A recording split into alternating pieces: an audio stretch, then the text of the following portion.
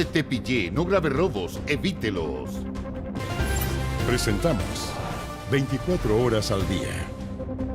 ¿Cómo están? Muy buenas tardes, bienvenidos a 24 horas al día, en una mañana muy informativa, en un día también con temperaturas agradables, 20 grados en este momento en la capital. Pronosticados 23 para esta jornada, una jornada más fresca, con mucha noticia, como tú decías, noticia policial, un crimen lamentable en el Alameda, también noticias, sigue la búsqueda allá en el Biobío, los 7 pescadores, también la desaparición de este vigía de la nave Cobra, que es para muchos testigo clave de lo que sucedió esa noche. También con Katy Barriga, que sale de la cárcel de San Miguel, queda con arresto domiciliario nocturno.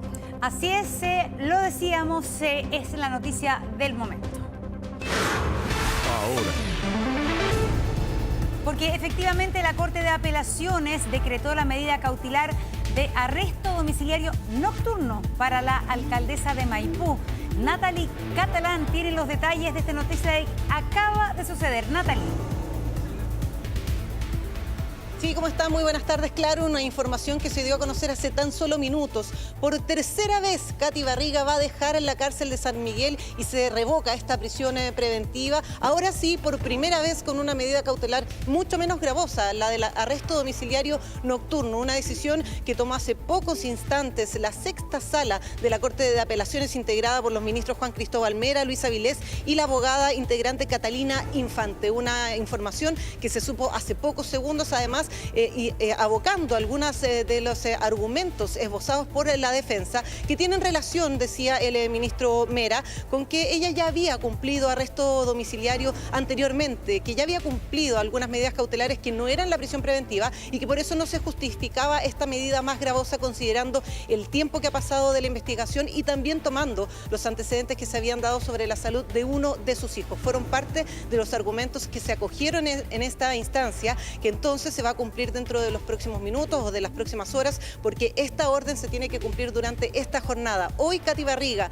por tercera vez va a dejar la cárcel de San Miguel y va a pasar a cumplir por primera vez arresto domiciliario nocturno, también otra medida cautelar, arraigo nacional y la prohibición de comunicarse con otros imputados. Esto por la causa que se investiga desde enero de 2024, que la investiga por fraude al fisco y falsificación de instrumento público. Por esta causa, el Ministerio Público ya no puede volver a pedir que vuelva a ingresar. Recordemos que Katy Barriga ha ingresado 3 veces a cumplir prisión preventiva, el 12 de noviembre hasta el 18 de diciembre, luego el 26 de diciembre hasta el 17 de febrero y luego el 27 de febrero hasta hoy. Por esta causa no se puede volver a pedir prisión preventiva, pero recordemos que la próxima semana, el 15 de abril, se le va a hacer una nueva formalización a Katy Barriga por 2 nuevos delitos. Esta es una causa aparte, una causa nueva por los delitos de malversación reiterada de caudales públicos y negociación incompatible. Por esa causa, que se abre la próxima semana, el Ministerio Público sí podría volver a pedir alguna medida cautelar más gravosa. Por ahora, Katy Barriga se debería mantener entonces en arresto domiciliario nocturno hasta el inicio del juicio oral. Vamos a escuchar palabras de la Fiscalía Oriente. El recurso de apelación de la defensa fue acogido por la sexta sala y sin perjuicio de que en este caso quedaron firmes los presupuestos materiales. Es decir, acá no se discutió el fondo y eso que quiero que quede muy claro. Están acreditados en este caso los delitos por los cuales ella fue formalizada y su participación. Lo único que acá se consideró fue la necesidad de cautela en cuanto a que consideró que se podría, durante el término de la investigación, estar con una medida cautelar de menor intensidad en atención a que ella había cumplido la medida de noviembre, hasta noviembre del año pasado. Claro, escuchábamos a Pamela Valdés, una de las abogadas voceras de la Fiscalía Oriente, que justamente daba cuenta de este argumento que tomó la Corte de Apelaciones, la sexta sala, de que Katy Barriga anteriormente se había mantenido cerca de 10 meses en arresto domiciliario, en ese caso total, hasta que se le decreta por primera vez en la prisión preventiva en noviembre del año pasado. Tomando en consideración que ella había cumplido con esa medida cautelar, es que se revoca entonces esta prisión preventiva, se decreta el arresto domiciliario nocturno, lo que va a permitir probablemente ver a Katy Barriga en libertad durante el día, porque va a tener libertad de movimiento, solamente tiene que llegar a su casa después de las 10 de la noche. Y es una medida también que llama la atención porque es menos gravosa de la que tenía anteriormente. Una noticia que por supuesto la defensa celebró, habían estado solicitando reiteradamente, y recordemos, es primera vez que la Corte de Apelaciones falla a favor de la defensa. Las veces anteriores justamente había sido la Corte de Apelaciones la que había revocado la decisión de los tribunales de primera instancia, de los juzgados que habían revocado la prisión preventiva y la habían mandado hacia arresto domiciliario, pero esta es la primera vez entonces que el Tribunal de Alzada entonces revoca una decisión de prisión preventiva. Esta información se supo hace pocos minutos, se movilizaron todos hacia la cárcel de San Miguel, donde en los próximos minutos podría salir en libertad con una medida cautelar de arresto domiciliario nocturno Katy Barriga para dirigirse a su domicilio. Otros de los antecedentes que fueron sopesados, yo les decía, era también la condición de salud de uno de sus hijos, que fue una causa que se ha venido también esgrimiendo en distintas audiencias, también avalado por acuerdos internacionales respecto a madres cuidadoras. Detalles obviamente no se pueden dar, hay prohibición también por cuidado de los menores, pero es uno de los argumentos que se tomaron en consideración en este caso. Recordemos, Katy Barriga está siendo investigada desde enero de 2024 por esta causa de fraude al fisco y falsificación de instrumento público, pero todavía queda una instancia para el Ministerio Público para volver a pedir la prisión preventiva, pero que ya no es por esta causa, sino por la nueva que se va a formalizar a partir del martes de la próxima semana, el 15 de abril, cuando se genere una audiencia de formalización por nuevos delitos que tienen relación con, recordemos, el eventual pago que habría realizado con fondos fiscales la exalcaldesa de Maipú a cuidadoras para uno de sus hijos. Eso es parte de lo que se va a formalizar el día 15, que es fraude, es malversación, reiterada de caudales públicos y negociación incompatible. Hablamos también con el defensor de Katy Barriga, Cristóbal Bonasich, que tuvo palabras a la salida de esta audiencia. Escuchamos. El tribunal ha constatado que el arresto domiciliario resulta claramente excesivo en atención a la trayectoria que ha tenido mi representada durante el curso de la investigación. Por ende, esto finalmente se hizo justicia, se estableció un criterio de proporcionalidad respecto a las medidas cautelares y afortunadamente doña Katy Barriga podrá volver hoy día a su casa y puede estar con su familia y especialmente con su hijo, cuestión que resulta extremadamente importante. Las medidas cautelares, vuelvo a insistir, solamente se justifican en la medida que la persona vaya a fugarse, vaya a cometer otros delitos, vaya a entorpecer la investigación. Y el tribunal pudo constatar que una medida cautelar de menor entidad que el arresto domiciliario total, como ese arresto domiciliario parcial en la noche, es suficiente para los fines del procedimiento. Ahora, anteriormente, Andrés Monse, los tribunales de primera instancia habían acogido la prisión preventiva por otros argumentos, no necesariamente por lo que indicaba el abogado defensor Cristóbal Bonasich, que tiene que ver con el peligro de fuga o incluso interferir en la investigación. Habían abocado a la pena que estaría sujeta Katy Barriga si es que es considerada culpable, que son penas que son de cárcel efectiva. Y eso había sido uno de los puntos que habían tomado el tribunal de primera instancia. En esta ocasión, la Corte de Apelaciones ve algo distinto, ve que no hay riesgo para la investigación y ve además, considera que ella ya había cumplido durante largos meses un arresto domiciliario total. Así es, pero también se explica este cambio de criterio de la Corte, el hecho que ha cambiado la composición de las salas de la Corte de Apelaciones. En marzo se produjo este cambio. ¿Tiene que ver también con que otros jueces están componiendo la sala que vio la causa de Katy Barriga? Puede ser también, de hecho hay algunos antecedentes, por ejemplo, que uno de los ministros que estuvo presente también en esta sala había abocado en una instancia anterior, en alguna de las revisiones que se hizo acá, de que la medida cautelar de prisión preventiva quizás no era la más adecuada en su momento. Sin embargo, también anteriormente, recordemos que la semana pasada hubo una revisión de cautelares en el tribunal de primera instancia y esa revisión tuvo que primero ser aprobada por un recurso de amparo acá en la Corte de Apelaciones. En ese recurso de amparo hubo otro ministro que no estuvo presente durante esta jornada, pero que sí en el fallo donde aprobaron que se revisaran estas medidas cautelares la semana pasada, fue un poquito más allá y dijo que además a él le parecía que la prisión preventiva no era la medida cautelar que tenía que someterse en esta instancia y que no era necesaria. Entonces ahí ya habían algunos indicios de que esta jornada podía ser una jornada positiva. Sin embargo, claro, teníamos por otro lado los antecedentes de que todas las veces anteriores la Corte de Apelaciones había estado más bien por la prisión preventiva, preventiva. Acá hay otros ministros que revisaron la causa,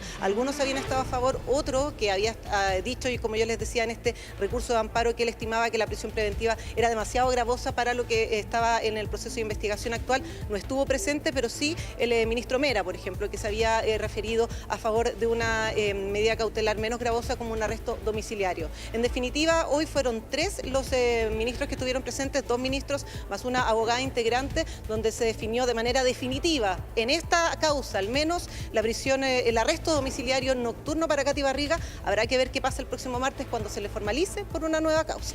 Bien, Natalie, gracias por la información y nos vamos al otro frente donde está ocurriendo la noticia. Nos vamos a mover desde Calle Compañía, pleno centro de Santiago, hasta la comuna de San Miguel, cárcel de mujeres. Dani Linares a la espera inminente de la salida de Katy Barriga de ese recinto. Dani.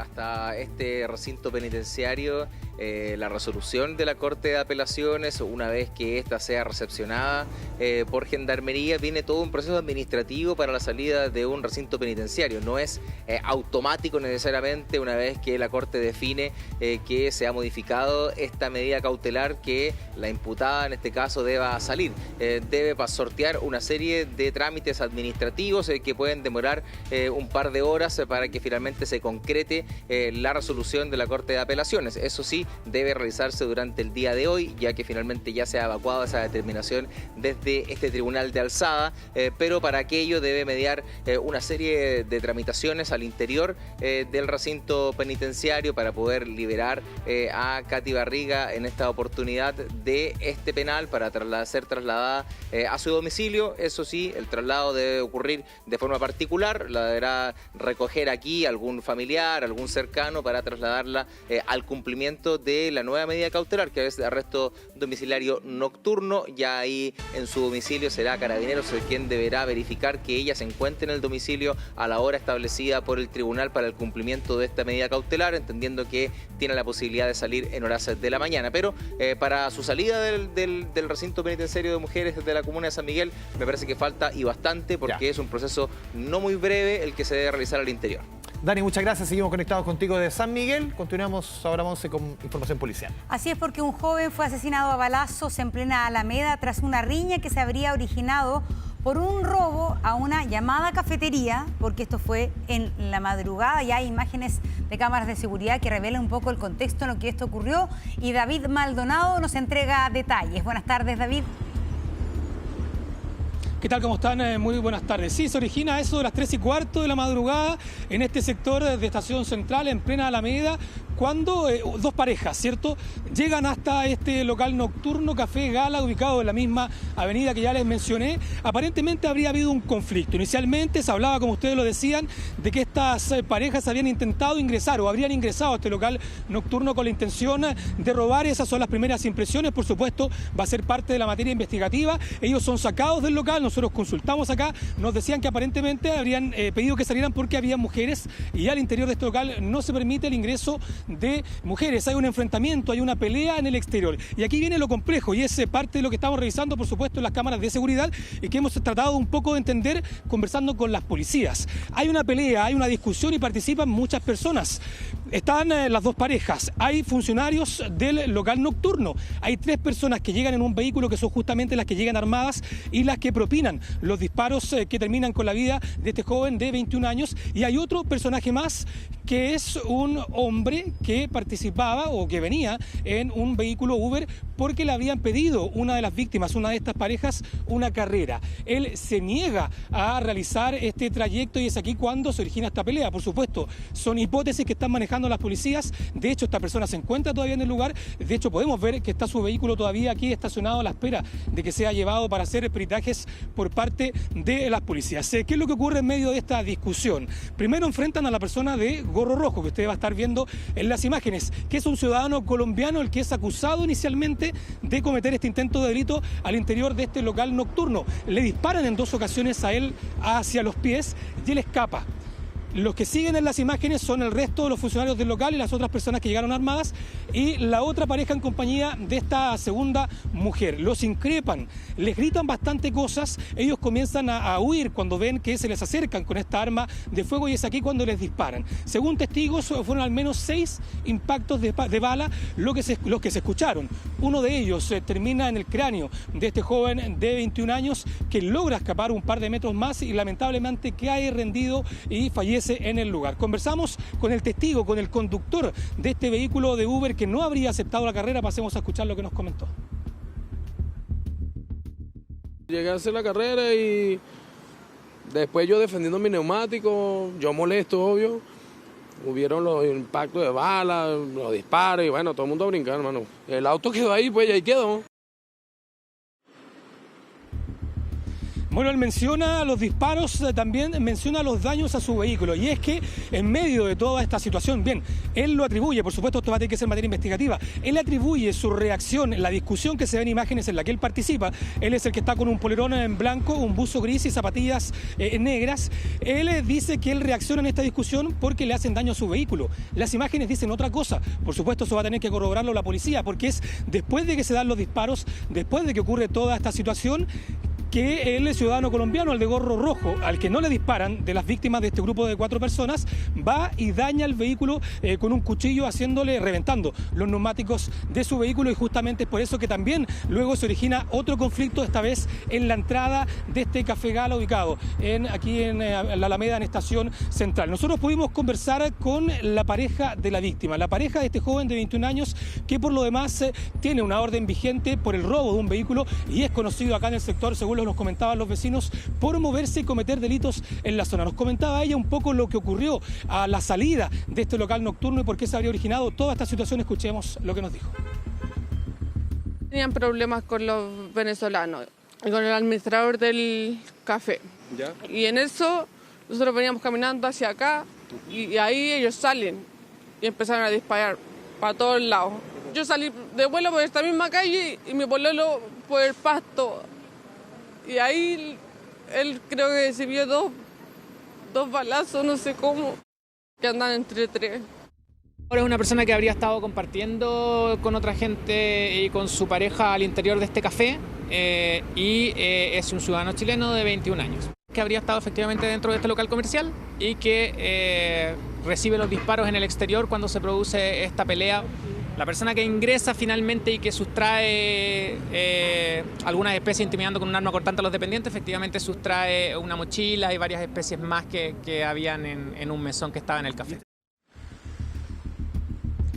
Por supuesto, son los primeros indicios de esta investigación que inicialmente estuvo a cargo del ABOCAR, también el equipo OS9 de Carabineros y que se hablaba inicialmente de un robo por parte de estas parejas que estaban compartiendo al interior de este local nocturno, pero luego se fue esclareciendo que no lograron ingresar, que se origina esta pelea en el exterior y que termina con los peritajes y la investigación que está realizando los equipos del OS9 en este lugar. Ustedes pueden ver, de hecho, que todavía se encuentra el vehículo que habría sido atacado por una de estas parejas, el ciudadano colombiano, que es al que le disparan inicialmente, el que se ve de gorro rojo en las imágenes de esta cámara de seguridad y que en un momento de enojo, de rabia, luego de haber visto que le habían disparado y que habían asesinado a su amigo en este mismo lugar, va y ataca el vehículo dañando los neumáticos como ustedes pueden ver en el lugar. Por supuesto se ha levantado cámaras por parte de la policía, se ha hecho empadronamiento de testigos con el afán de entender un poco la dinámica de los hechos porque todavía está muy complejo. Inicialmente se hablaba de un robo, luego se hablaba de que no los habrían dejado ingresar a este local nocturno y luego está la versión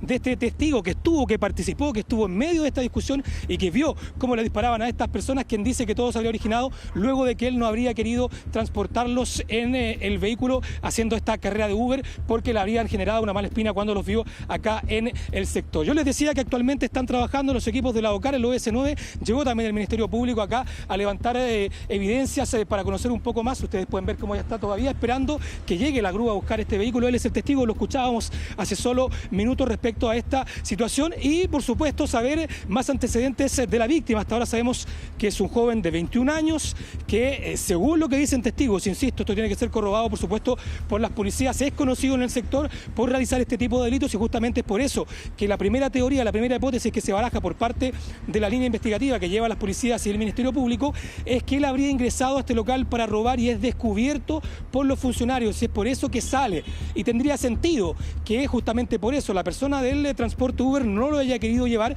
porque él nos contaba que también conocía a las personas de este local nocturno que él transcurre o se mueve por este sector trabajando en Uber. Por supuesto, el vehículo tenía varias partes, varias multas, se lo van a llevar, lo van a incautar las policías tanto para los peritajes como también por no contarlos con los documentos necesarios por parte de este conductor, mientras se sigue tratando de manejar antecedentes respecto a esta situación. Vamos a estar, por supuesto, avanzando, entregando cualquier avance, cualquier información que nos puedan entregar por parte de las policías y entregando más antecedentes de todo lo que ha ocurrido para poder esclarecer un poco más esta situación que todavía está un poco compleja, pero que lamentablemente deja a un joven de 21 años fallecido producto de estos 6 impactos de bala que se habían escuchado según vecinos. Uno de ellos lamentablemente termina en su cabeza y con su vida y dejando esta lamentable situación acá en Estación Central, que por lo demás tiene muy preocupados a los vecinos de este sector que dicen que ya son años con los que viven con este tipo de situaciones, tanto con los delitos como con los enfrentamientos a disparos. David Maldonado con la noticia policial que ha marcado la jornada. Gracias, David.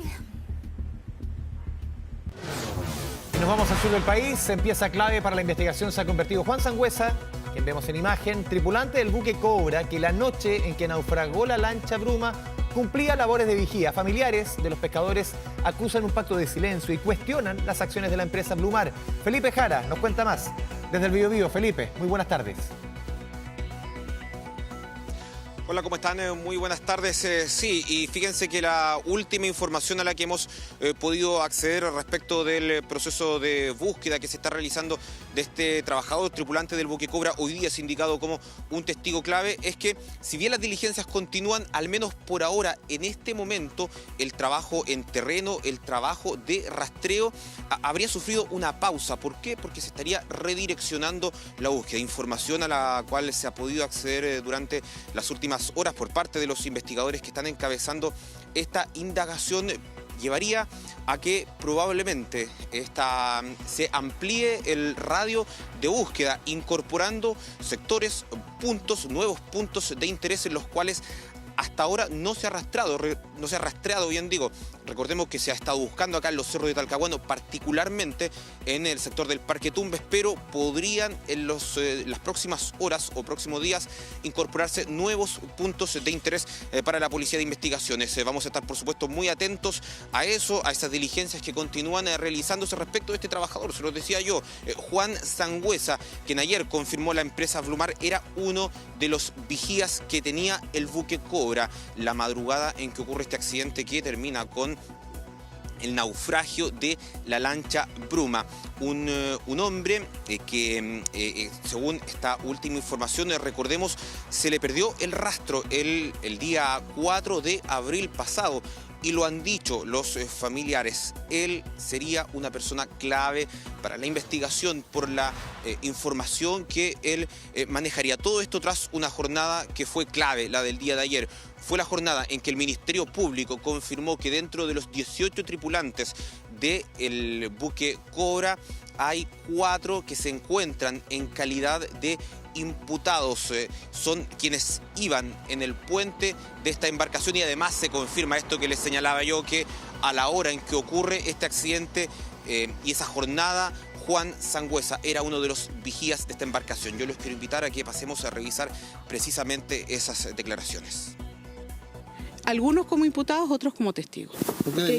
Responder eso sería decirle que ya tenemos una hipótesis y no la tenemos. Es una gama de posibilidades que van desde el cuasi delito, el homicidio eventual, el homicidio culposo, la omisión de auxilio. Efectivamente, los tripulantes, el capitán y el piloto que estaban durante esa noche en el turno están en calidad de imputados. Lo que el capitán ha declarado es que él sintió un ruido y la tripulación que estaba en el puente sintió un ruido. Jamás han declarado que sintieron un choque. Inmediatamente la tripulación empezó a investigar a qué se debía ese ruido, siempre atribuyéndolo a algo que podría haber ocurrido internamente en el barco, pero nunca sospechando, ni siquiera teniendo conciencia respecto de la posibilidad que hubiesen colisionado un barco. Ellos tienen relevo cada 2 horas y efectivamente Juan Sangüesa estaba en uno de los turnos que ocurrió en la noche que ocurrió el accidente del Bruma.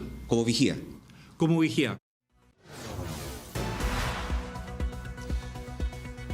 Claro, y precisamente esa confirmación es la que lleva hoy día a los familiares de los 7 pescadores desaparecidos, tripulantes de la lancha Bruma, a apuntar a esta persona, a calificarlo, mejor dicho, como un testigo clave para esta investigación.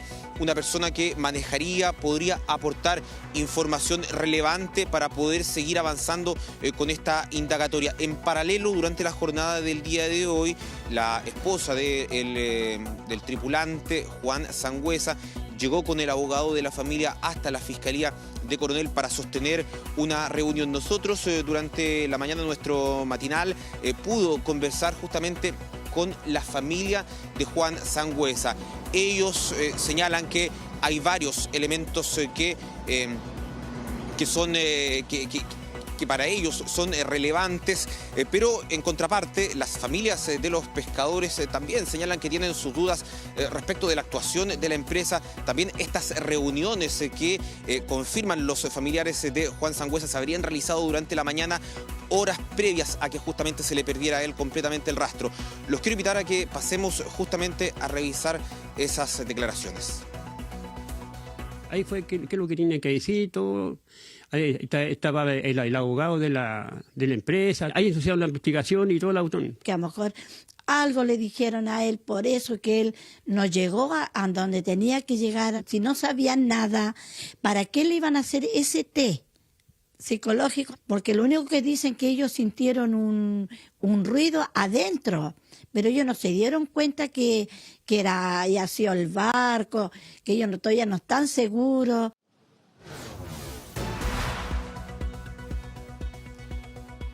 Claro, y escuchábamos esas declaraciones de la familia de Juan Sangüesa, que van básicamente en la misma línea de lo que había manifestado horas antes la empresa Blumar, en el sentido de que ellos habrían escuchado solamente un ruido, no un choque. Todo esto es materia de investigación en torno a un proceso que sigue avanzando, en lo que está liderando, el trabajo que está liderando el Ministerio Público en conjunto con la Policía de Investigaciones, que está trabajando en esta indagatoria, mientras acá en el puerto, la Gobernación Marítima de Talcahuano, continúan los familiares esperando esta información. A más de una semana ellos permanecen acá en este lugar, pero claro, durante las últimas horas removidos por esta información que se ha conocido, información que ellos no tenían respecto de que Juan Sangüesa era uno de los vigías, y por eso ellos, se los decía yo, han dicho que han hecho el llamado a la empresa para que colabore, y particularmente lo que tiene que ver con Juan Sangüesa y lo que ellos señalan el día de hoy, que él maneja información que hoy día es clave para seguir avanzando con esta indagatoria, pero además manifestando sus dudas respecto de cómo se ha planteado en este caso la empresa Blumar. Los quiero invitar a que escuchemos esas declaraciones de familiares de los 7 pescadores. Algo de tratar de el caballero decir y no quiere, entonces si hay algún acuerdo de silencio y él quiere hablar, es muy valiosa la información que nos va a dar él, porque ellos no hubiesen tenido ni un drama, ¿por qué le están colocándole psicólogo y un tipo de tratamiento? No coincidimos, porque el que nada hace, nada teme. Yo creo que él se lleva información muy, muy importante. Para mí no hay ninguna duda de que había un pacto de silencio y también un alineamiento de parte de la empresa hacia ello.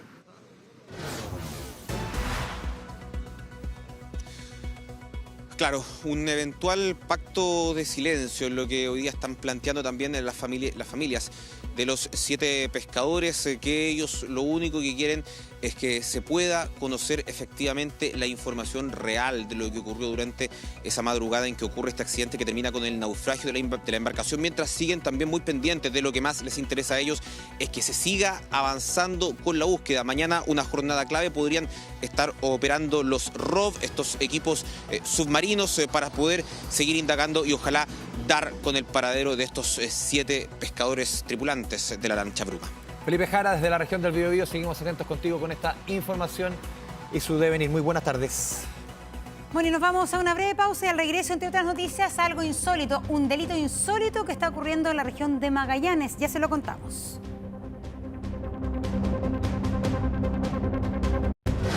Ya volvemos.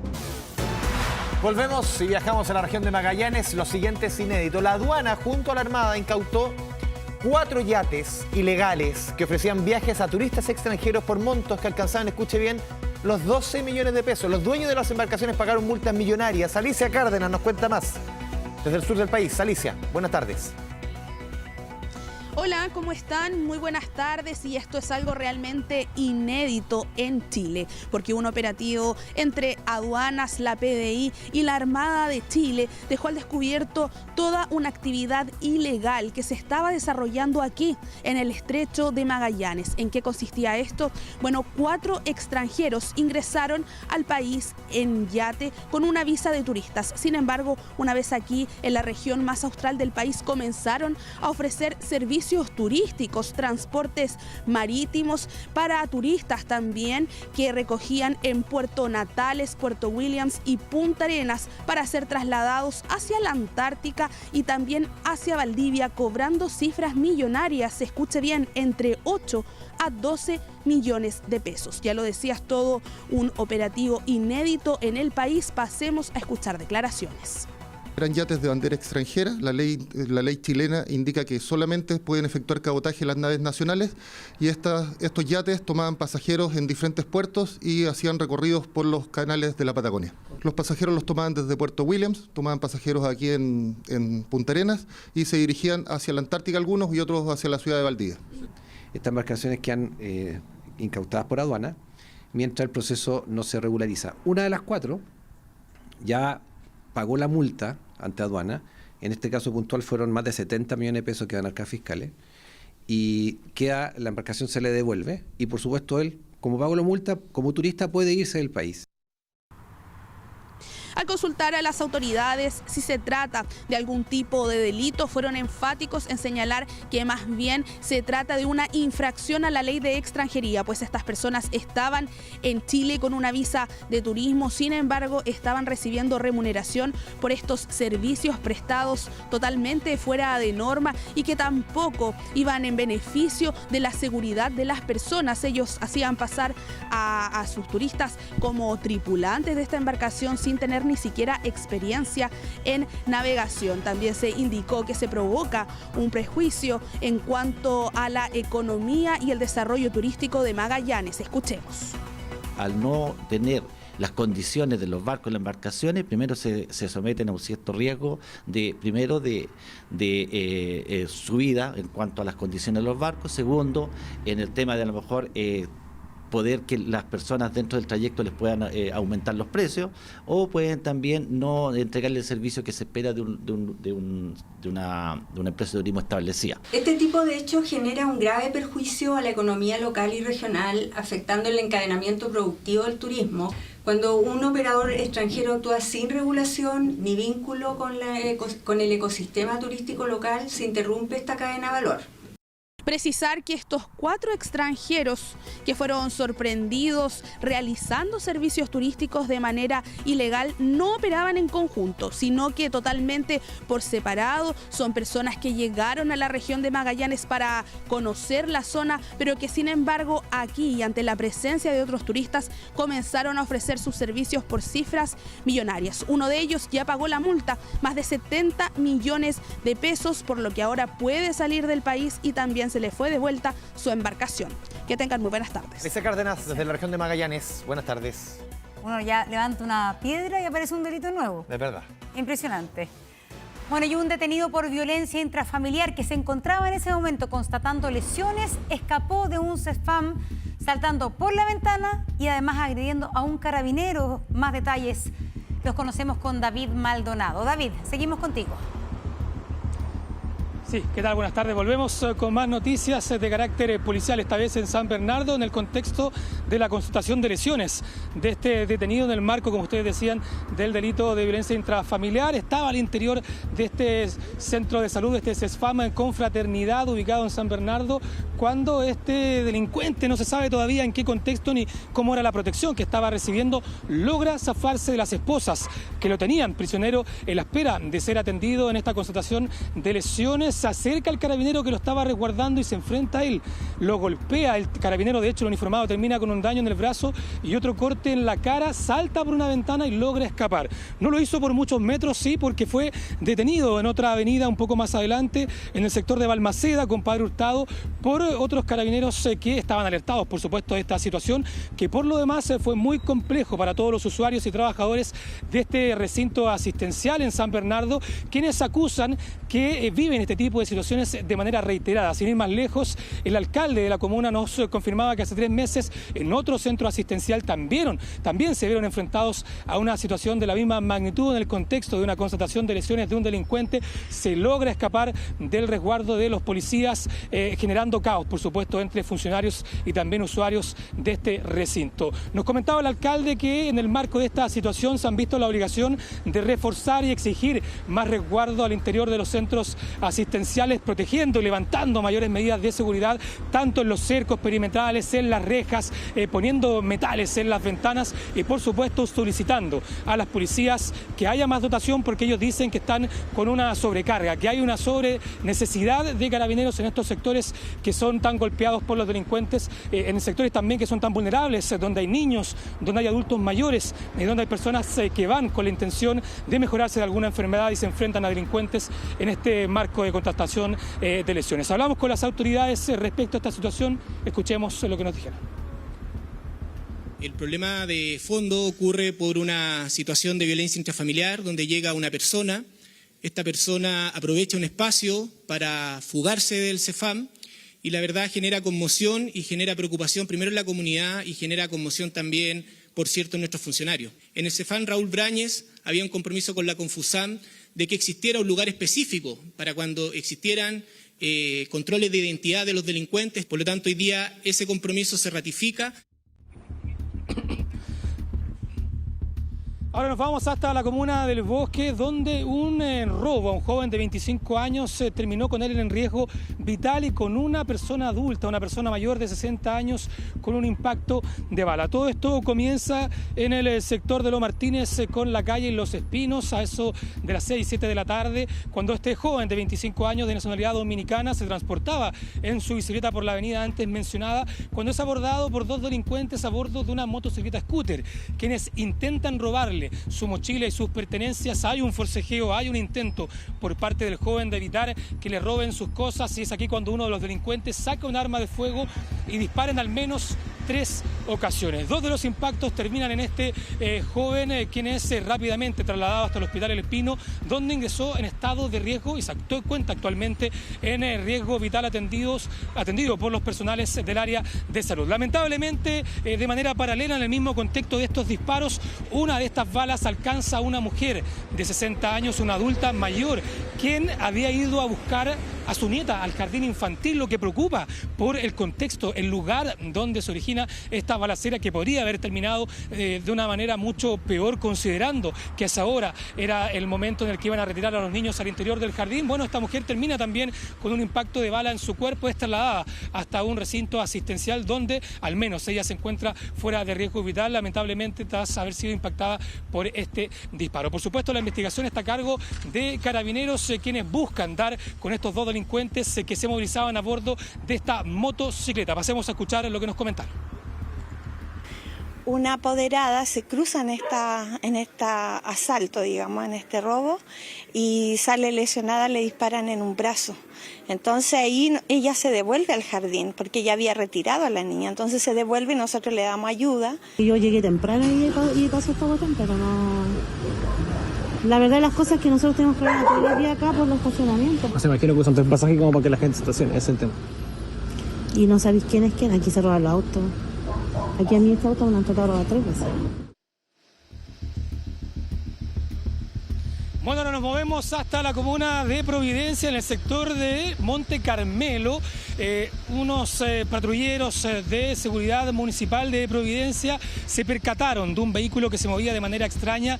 Confirman que se trataba de un vehículo robado y comienzan una persecución de estos delincuentes, quienes se negaron a una fiscalización. En metros más adelante ellos se dan cuenta que no pueden escapar de los patrulleros, deciden abandonar el vehículo y empezar a correr, escapando de los funcionarios de la municipalidad. Es en medio de esto que logran la detención de uno de los delincuentes, y el otro, en un intento desesperado de escapar de los patrulleros, se lanza hasta el río Mapocho, terminando malherido y con varias lesiones en su cuerpo. Por supuesto, él fue retirado de este lugar, fue asistido, se le prestaron todos los servicios de salud pertinentes y fueron trasladados hasta la 19 Comisaría de Providencia, donde fueron puestos a disposición, por supuesto, del Ministerio Público para eventualmente presentarse a su control de detención. Pasemos de inmediato a escuchar lo que nos comentaron respecto de esta situación. Nos llegó un llamado al nivel 1414 de emergencia, donde nos indicaron sobre un robo con violencia a vehículo que se estaba cometiendo en el sector norte de la comuna.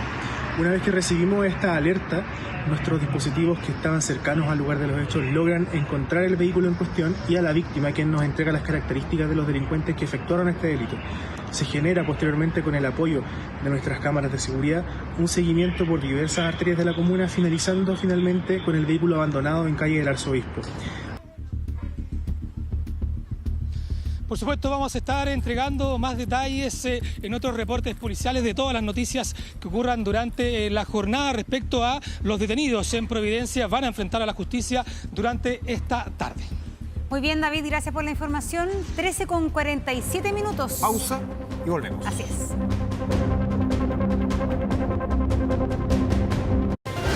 Al día.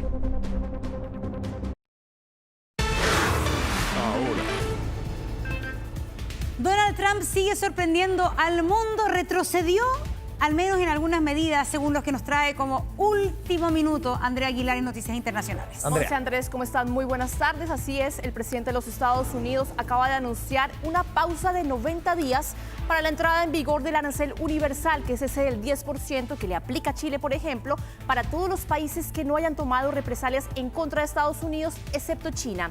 Un anuncio además que se da en la misma jornada en la que el gigante asiático ya había dicho que iba a imponer un nuevo arancel del 84% a los productos.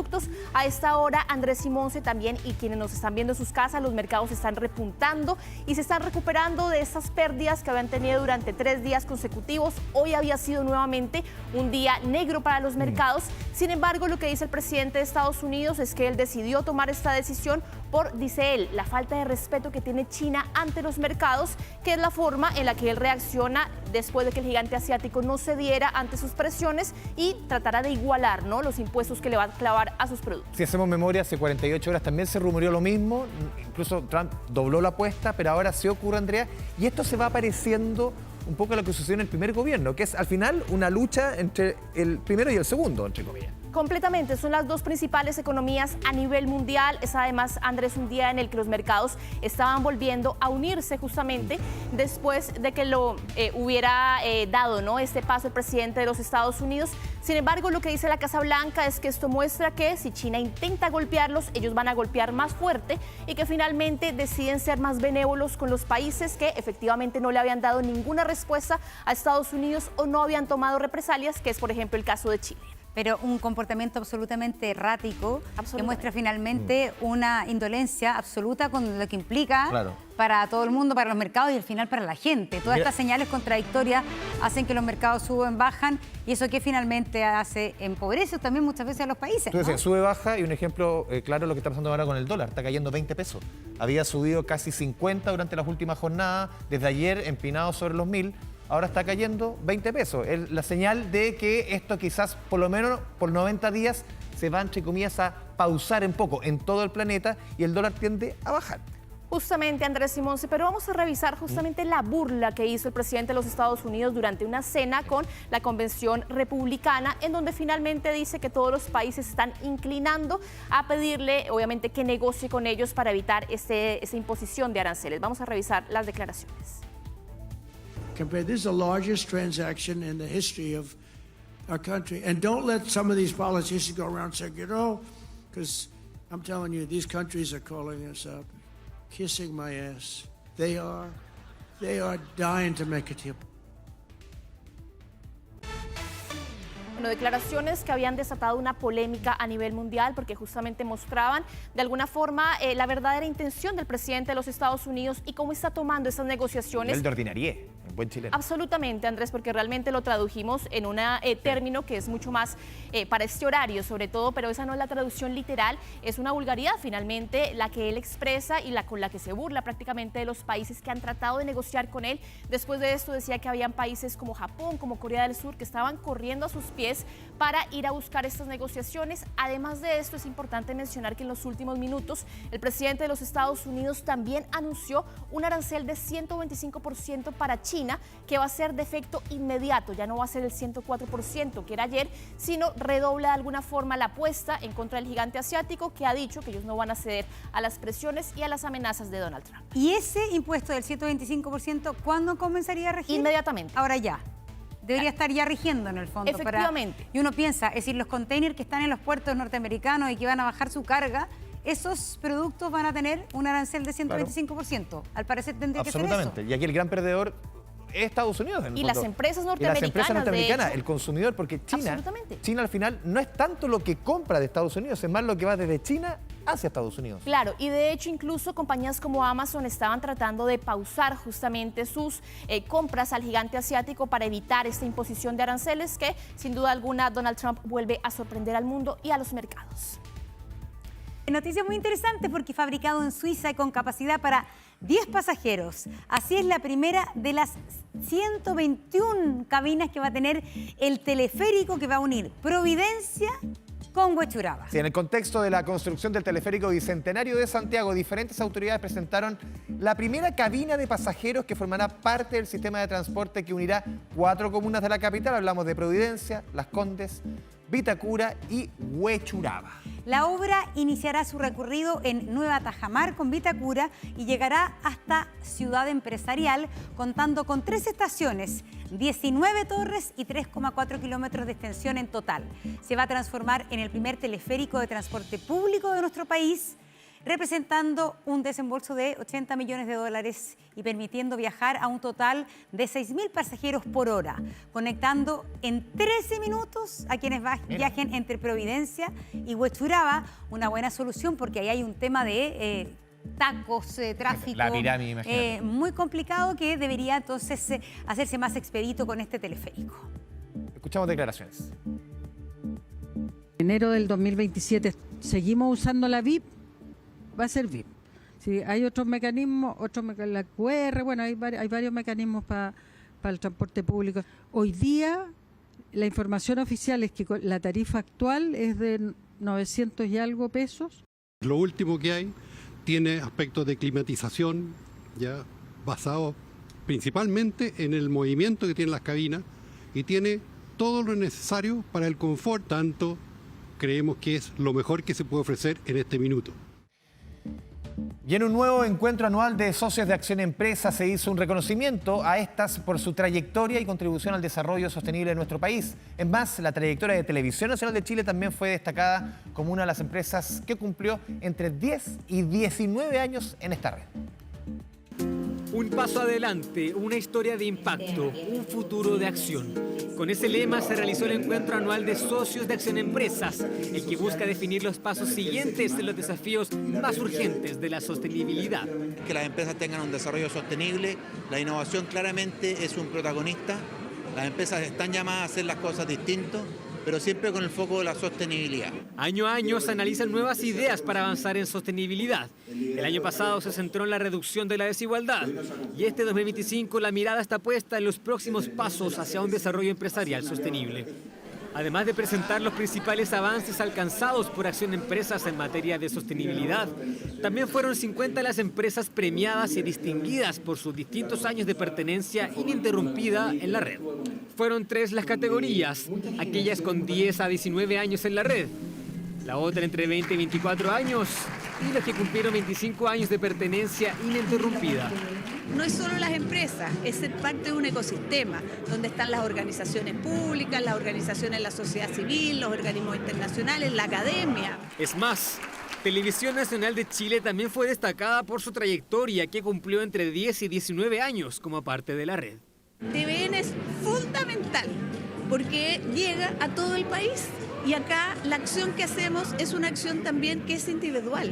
Cada persona debe sentir cuál es el impacto que quieren generar. 25 años de compromiso de las empresas con la sostenibilidad y con el bienestar de todas las partes involucradas en la actividad empresarial. Algo que comenzó como un espacio de reflexión, se convirtió en un pilar fundamental de la estrategia organizacional. Frase al día.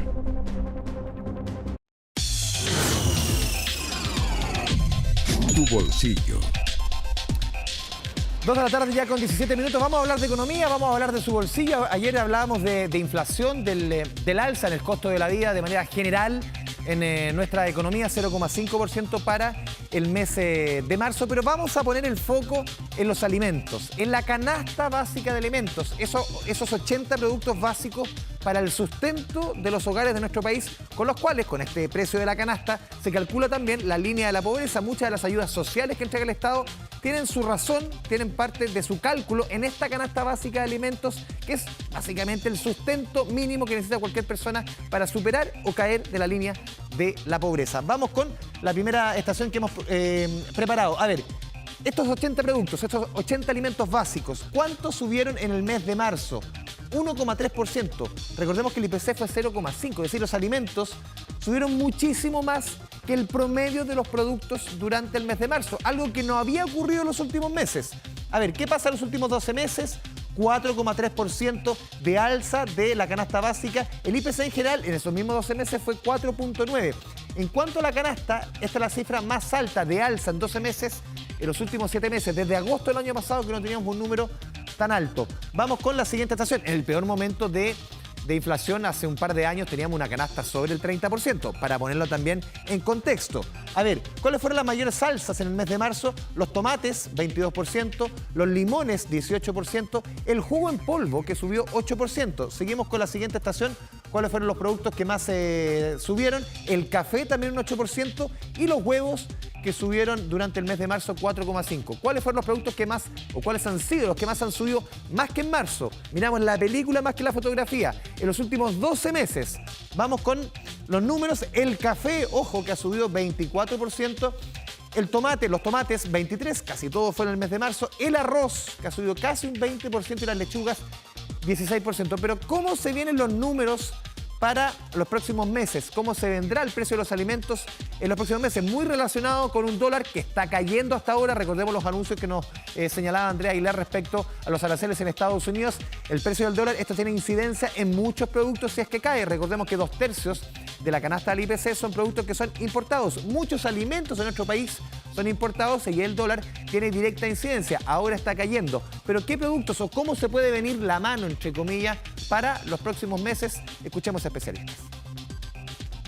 Efectivamente, lo que nosotros proyectamos es una variación mensual al alza de un 1,3%, lo que significa entonces que la canasta básica de alimentos está un 4,3% más cara que el año pasado.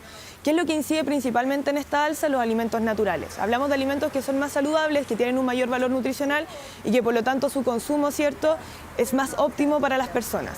¿Qué encontramos de estos alimentos? Por ejemplo, el huevo, el tomate, el plátano, que con respecto al tomate, ¿cierto?, su temporada de cosecha se está acabando, tenemos menor oferta. Y ahí también lo veíamos, lo reseñamos hace poquito con Andrea Aguilar respecto a estas medidas que acaba de anunciar Donald Trump, Monse, respecto a los aranceles. Esto de volver a avanzar, se retracta 90 días, postergamos los aranceles. Es decir, nuestro 10% no está congelado no, el 10% en este... de la AFP. No, el 10%, como... pero el 10% que estábamos favorecidos, pero ni siquiera se va a aplicar el 10% por el momento. Por el momento, Chile, por 90 ejemplo. días. Pero para China, no solamente dobla la apuesta, Trump, dice 125% para China. China está cobrando 84% de Estados Unidos. Pero este cambio de escenario podría provocar cambios en lo que se preveía hasta una hora que podría provocar en nuestra economía. Lo estamos viendo, por ejemplo, el fondo A y B de pensiones, seguramente resultados muy malos en el mes de abril. Ya había tenido resultados malos en el mes de marzo. Claro, esto puede ayudar a que se aquilate un poco. El dólar, que está cayendo con fuerza, entre 25 y 20 pesos, había subido 50 durante las últimas semanas. Varios productos que debiesen subir, vamos a ver qué pasa. Por ejemplo, las carnes, que debiesen subir con fuerza. No así, por ejemplo, el precio del petróleo, que debiese caer. ¿Por qué? Porque el precio internacional del petróleo ha caído y eso repercute en que las bencinas caigan en nuestro país. Pero ¿qué dijo el ministro Mario Marcel respecto a justamente lo que acaba de decir, anunciar Donald Trump? Escuchemos al jefe de Hacienda.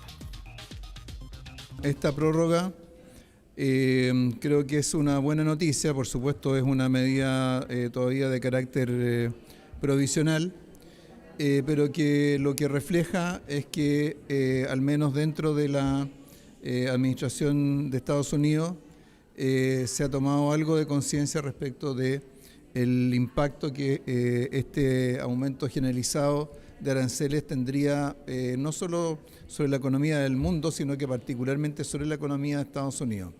En estos días se han escuchado muchas voces dentro de Estados Unidos que han reclamado por estas medidas, que han señalado los riesgos y los costos que potencialmente involucraba, y eso ha llevado claramente a aplicar esta decisión.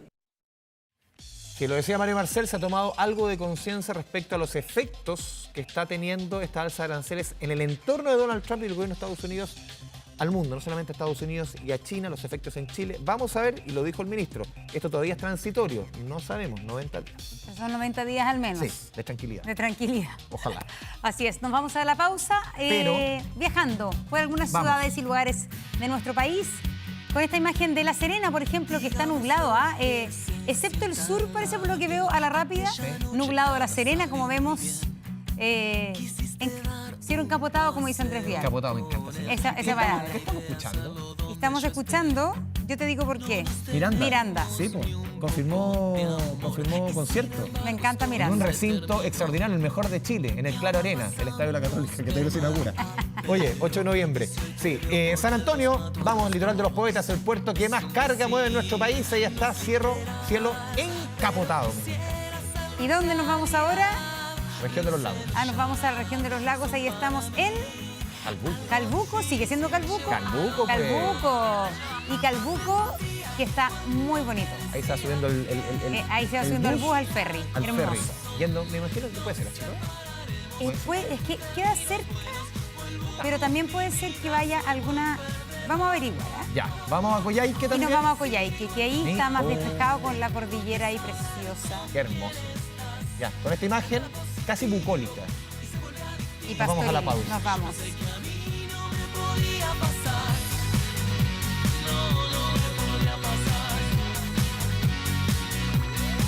Quiero tenerte conmigo otra vez. Y si te tengo, sé que te... Volvemos a 24 horas al día. Esta noche, en nuestro noticiero central, tenemos una nueva edición de Informe Especial con una historia, con una violenta noche que sacudió Santiago el pasado 5 de marzo. No sé si lo recuerda, un baleo de un carabinero que disparó en una frenética búsqueda de delincuentes. En medio de todo, 2 primos universitarios son perseguidos por un motociclista armado. Alejandro Meneses está con nosotros y nos cuenta detalles de esta historia, de esta noche llena de confusiones, de heridos. ¿Cómo te va? ¿Cómo están? Alejandro, ¿qué tal? Sí, esta es la típica historia que nadie quiere protagonizar. Claro, que te pase. Que te pase, que finalmente te tomen detenido y no tengas nada que ver con los hechos que se imputan, en este caso delitos graves. Y claro, pasa en Villafrey, que es una comunidad viva, Ñuñoa, donde los vecinos se conocen, y tiene específicamente que ver con un hecho puntual de un portonazo donde un carabinero interviene para ayudar a una señora que estaba en ese momento siendo víctima de este delito. El carabinero es baleado, queda grave, le quitan su arma de servicio y a los pocos metros, nuevamente, este mismo grupo se ve involucrado en otro hecho delictual donde otro carabinero le quitan la camioneta. Pero esta vez el carabinero saca su arma de servicio y mata a uno de los delincuentes. ¿Qué pasa? En ese momento es un caos. Los buscan por tierra, por cielo, a través del helicóptero y todo, en el fondo están preocupados de encontrar a la gente que se arrancó. Se activa un despliegue policial intenso. ¿Qué pasa ahí? Y en eso, los primos estudiantes de 20, 21 años que están comiéndose un completo en un local sirviendo un completo que conoce la familia de los que conocen desde chiquitito, se encuentran con un motociclista que llega ahí y que tira a la gente al suelo y saca una pistola. Se asustan y corren. Ese fue su error. Correr. Entonces el motociclista los sigue. Al momento de seguirlos, ellos como conocen el barrio, los esquivan, etc. Es una historia bien entretenida, lo tenemos hoy día porque además ellos hablan por primera vez, no han hablado nunca de este traumático hecho porque en general les generó a ellos un problema que tienen con ayuda psicológica en este momento. Los detienen y los acusan de lo que pasó. Los retiene Seguridad Ciudadana. Y luego los detiene Carabineros. Pensando que eran los que habían... Por supuesto, de hecho, hay declaraciones de la generala, en ese momento la generala Sosa, que establece la cronología, cómo sucedió, se bajaron del auto, corrieron, esto en potencial, pero por supuesto dando antecedentes a la prensa en ese momento, era todo muy reciente. Y lo más heavy de todo esto, lo más grave, lo más complejo, es finalmente que en ese momento, al interior del calabozo de la comisaría de Ñuñoa, le sacan una foto. Le sacan una foto a los dos primos.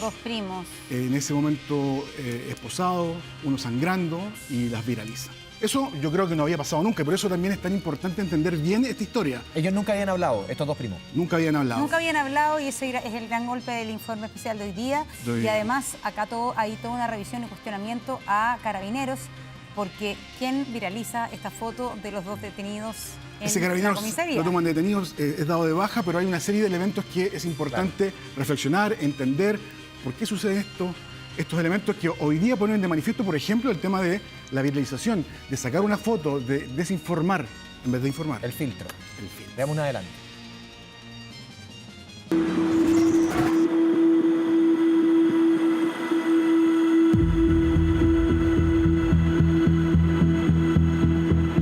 El sargento Villegas de Carabineros va rumbo a su casa, pero en el camino se encuentra con una encerrona en contra de una mujer. No duda en intervenir. Termina baleado, grave y con su arma sustraída por los delincuentes.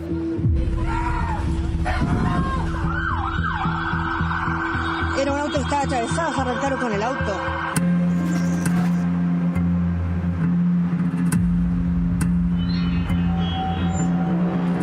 Muy cerca de ahí, el cabo Villalobos está en las inmediaciones de su hogar cuando un delincuente lo amenaza con un arma de fuego para quitarle su camioneta. El carabinero se defiende, dispara. El agresor termina muerto. Villalobos recupera el arma sustraída minutos atrás al sargento Villegas y comienza la frenética búsqueda de los delincuentes cómplices que huyen del lugar. Calmemos la situación, por favor, para que no tengamos ningún otro carabinero lesionado, por favor. En pocos minutos, los enfrentamientos con carabineros se convierten en noticia nacional. Pero hay una situación que llama la atención sobre las declaraciones de las autoridades apostadas ya en terreno. Ya tenemos identificados, ¿no es cierto?, a los detenidos. Hay 2 detenidos. No tenemos personas detenidas. Se habló de 2 personas que estaban detenidas, Carabineros lo confirmó. Yo a mí no se me ha informado de ningún detenido. Carabineros dice que hay 2 detenidos, pero la Fiscalía confirma que no hay detenidos. ¿Cómo ocurre una situación así? ¿Problemas de comunicación entre las instituciones? No, el tema es más complejo.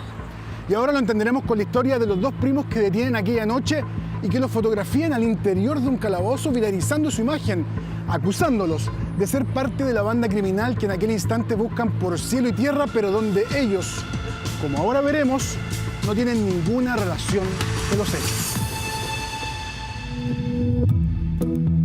Hoy los dos jóvenes detenidos durante esa jornada hablan en exclusiva con informe especial para contar su verdad.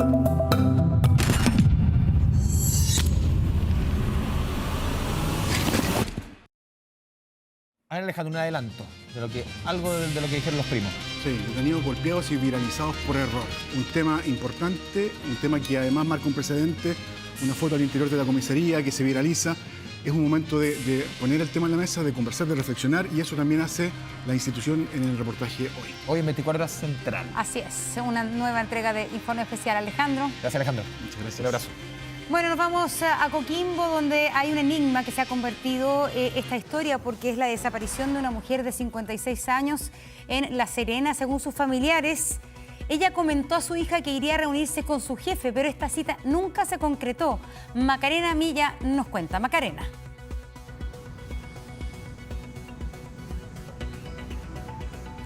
Hola, ¿qué tal? Nos conectamos desde la ciudad de La Serena con una información bastante importante, porque desde el jueves pasado, el jueves 3 de abril, se mantiene desaparecida Ana María Pizarro, una mujer de 56 años, de contextura media y que mide 1,70 m. Según la información que nos entregó su familia, ella se habría comunicado esa misma jornada durante la mañana con su hija y le habría dicho que se iba a dirigir al centro de La Serena para poder reunirse con su jefe. Una reunión que al parecer nunca se concreta, porque según los últimos registros audiovisuales que maneja también la familia, ella habría salido de su domicilio a eso de las 13:30 horas aproximadamente.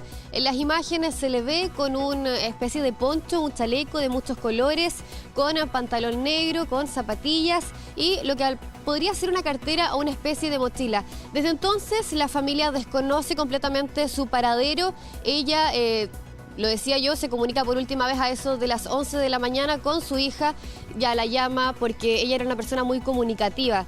Le comentaba que iba a hacer durante el día, le daba los buenos días, las buenas noches. Le comentaba en realidad todo el día, porque ella vivía junto a una amiga en un departamento de el ingreso a las compañías en la ciudad de La Serena. ¿Por qué le extraña? Porque pierde completamente la comunicación y ya comienza a llamarla y el día viernes ya absolutamente su teléfono no funciona. Pasemos a escuchar entonces declaraciones por parte de la familia y también de un bombero familiar de ella que participa de esta búsqueda. Ella salió, por el registro que nosotros tenemos, que salió el día jueves de su domicilio a tomar como locomoción y de ahí no sabemos más. Empezamos a buscar, a llamarla, que el celular nunca respondió. Es extraño, hasta el día viernes en la noche, ella desaparece el jueves, hasta el día viernes en la noche ella tenía señal en su celular, hasta el sábado en la madrugada, que ya deja de recibir mensajes, entonces es complejo. Lo único que esperamos como familia y como amigos es poder tener noticias de ella, y si son noticias buenas, mucho mejor.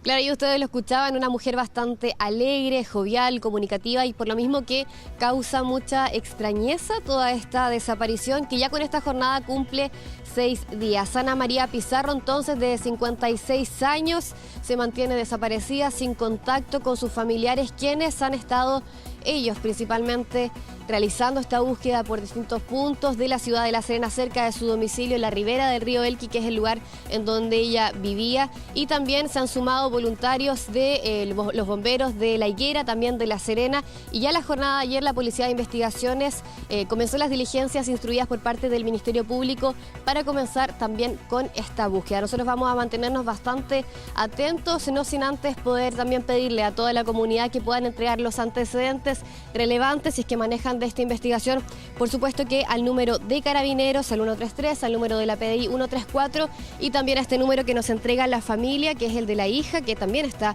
muy desesperada, que es el 982 16 1105. Ese sería entonces el contacto para poder obtener información sobre esta mujer de 56 años, 1,70 m, con textura media, Ana María Pizarro, que permanece desaparecida en la ciudad de La Serena desde el pasado jueves 3 de abril. Ojalá haya noticias positivas. Gracias, Macarena. Buenas tardes. Gracias Cerrando. a ustedes también, que tengan una linda tarde, como dice Sergio Pinto. Nos vemos mañana. Robbie Williams. Escuchando a Robbie Williams. Ah, sí. the floor show, kicking with your torso. Boys getting high and the girls even more so. Wave your hands if you're not with a man. Can I kick it?